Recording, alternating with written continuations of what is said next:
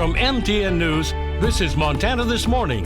Good Monday morning. It's 6 o'clock. Welcome to Montana This Morning. I'm Victoria Hill. Thank you so much for starting your day with us. And good morning to Miller over in the Weather Center. Miller, we had a decent weekend. We did. It turned out to be very nice. Yeah. How are we starting off the week? Well, we're only getting warmer. Now, we're not going to see record highs for the next couple of days, but maybe a good 10 to 15 degrees above average. Starting off a little bit below, above average this morning, actually. We're at 51. We should be in the 40s. Humidity's at 63%. Winds out of the west at about 10 miles an hour. Let's crunch some numbers. Yesterday turned out to be a beautiful day. High got up to 75, so a good 8 degrees above. Overnight low, pretty much seasonal. Not very windy over the weekend. Only had a top gust yesterday of about 20. Not looking at a lot of wind today. Maybe starting to see some wind pick up tomorrow. Better chance on Wednesday as we'll be behind a cold front. We're pacing now below average for the month and for the year in terms of our rainfall.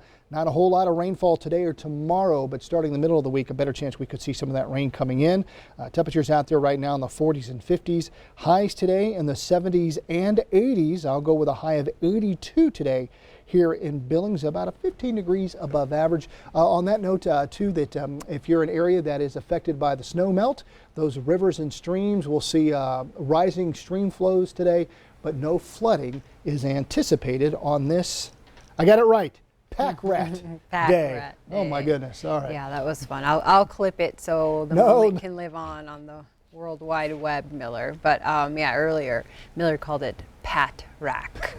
And I was like, hold on a minute, something sounds off. But Miller, at your home, is there anything, do you want to give a confession to us, anything that you kind of hold on to that could pretty much go in the trash? I'm not really that way. My wife is, and my mother-in-law is. They hold on to a lot of stuff because, number one, it may have some type of value to them in terms of emotional value, or it's like you never know when you're going to need that. Yeah. You know, so I understand that, but not myself. Now, you mentioned you do have some stuff yourself, right? Mail. I think mail, I kind of just let it pile up, and then when it gets to a point, I'm like, okay, this is ridiculous. I go through it and sort it out. There aren't any bills in there, are they? Yeah, rip those right up, shred them all. Sure. No, but I think my husband, his thing is gym shoes, like old shoes, old work boots.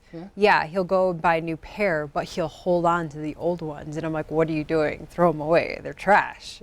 But they're well worn. They're broke in. They're comfortable. No, Miller. You got a big job to do. You need to have comfortable shoes on. But they never go back on his feet. I'm feeling the love for him right here. No. Yeah, I understand. You're not helping my case, Miller. Gosh. All right. Well, enough about Pack Rat Day. Got it right. We'll Good get job. On to the news. Okay. Thanks. Our top story this morning, the death toll continues to rise in the Middle East amid renewed hostilities between Israel and Hamas. At least 197 Palestinians and 10 Israelis have been killed. And as CBS's Laura Podesta reports, calls for peace appear to be falling on deaf ears. There's no sign of a ceasefire as the conflict between Israel and Hamas now enters its second week. This morning, Israel launched another series of airstrikes targeting locations in the Gaza Strip. This weekend marked the deadliest stretch of the conflict. An Israeli barrage leveled several homes in Gaza City, claiming at least 42 lives. Israeli officials say they were targeting Hamas leaders and homes used to store weapons. Hamas fighters have responded with volleys of rocket fire aimed at Israeli territory. Most have been intercepted by its Iron Dome missile defense system, though several have gotten through, including one that killed a man near Tel Aviv on Saturday. The UN Security Council convened for an emergency session yesterday. A number of countries, including the U.S., are calling for an immediate ceasefire. My administration is going to continue to engage Palestinians and Israelis and other regional partners to work towards sustained calm. But in an exclusive interview with CBS's Face the Nation, Israeli Prime Minister Benjamin Netanyahu indicated the fighting would continue. We'll do whatever it takes to restore order. It'll take some time. I hope it won't take long, but it's not immediate. The Associated Press's top editor, along with media watchdog Reporters Without Borders, are calling for an investigation into an Israeli airstrike over the weekend that leveled a Gaza building housing media. Israel insists it was also housing militants. Laura Podesta, CBS News. Prime Minister Benjamin Netanyahu said Israel would share evidence Hamas did have a presence in the building. U.S. officials haven't said if they've seen that evidence. Back here in the U.S., today is tax day. The IRS moved the deadline for people to file their 2020 tax return from April 15th to May 17th.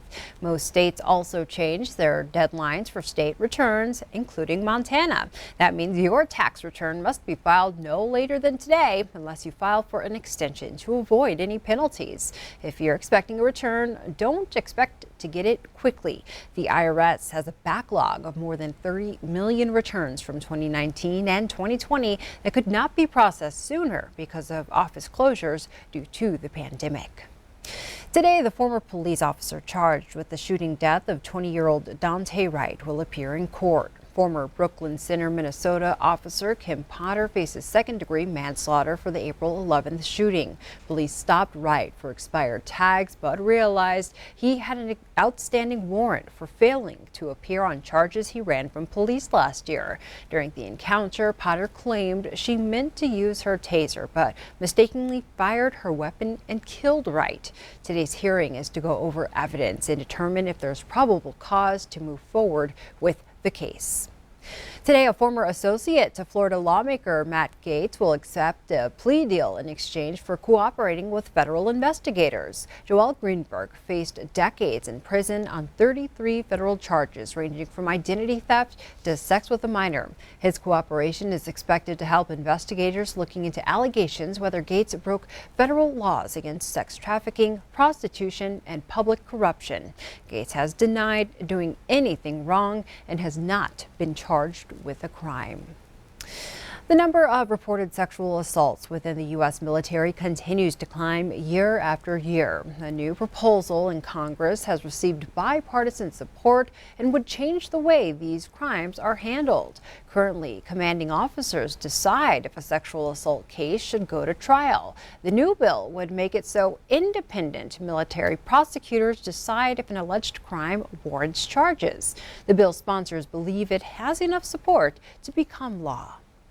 New this morning, a man is in the hospital and a woman is behind bars after a late-night stabbing in Billings. Police say around 11:30 last night, a 41-year-old man was stabbed by the woman during an argument. The 30-year-old suspect took off running but was eventually arrested. She faces a charge of assault with a weapon.